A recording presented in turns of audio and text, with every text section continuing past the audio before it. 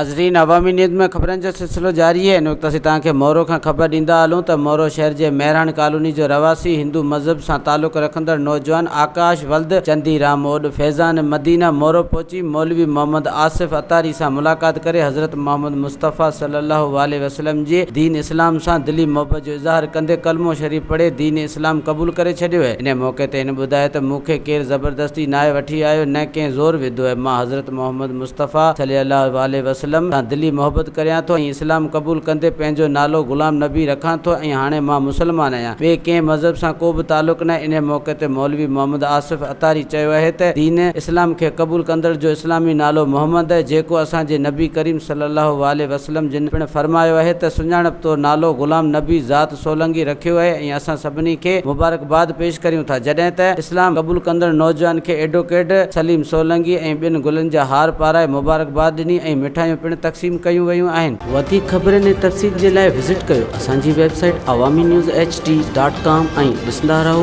Awami news HD।